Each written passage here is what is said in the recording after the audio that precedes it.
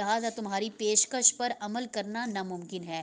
تمہاری دعوت خلوص کی دل کی گہرائیوں سے قدر کرتا ہوں، لیکن اب اس قدر وقت نہیں رہا۔ البتہ اس قدر جان لو کہ ان بینی و بین القوم مواعدۃ الکذان و اخلافھا، میرے اور اس قوم کوفیوں کے درمیان ایک معاہدہ ہو چکا ہے، لہٰذا میں اس کی مخالفت نہیں کر سکتا۔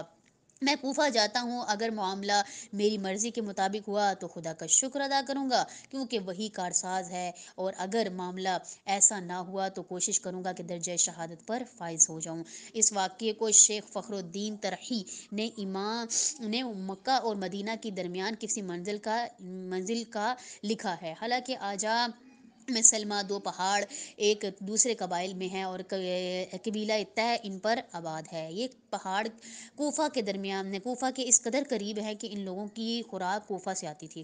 اس لیے تاریخ طبری، معانی الاخبار، یہ کتابیں ہیں وغیرہ میں امام سجاد علیہ السلام سے روایت ہے کہ جب شب عاشور میرے بابا نے اپنے اصحاب کو نصیحت موعظ فرمایا کہ ایک دوسرے سے متصل کرنے کا حکم دے دیا اور ایک تنہا کمرے میں عبادت کے لیے جانے لگے، تو ایک شخص کی جس کو تنمہ کہتے تھے وہ آیا، اونٹ سے اترا اور اونٹ کا زانو باندھ کر امام کی خدمت میں حاضر ہوا اور حضرت کو امن کے مقام پر لے جانے کا پیشکش کی۔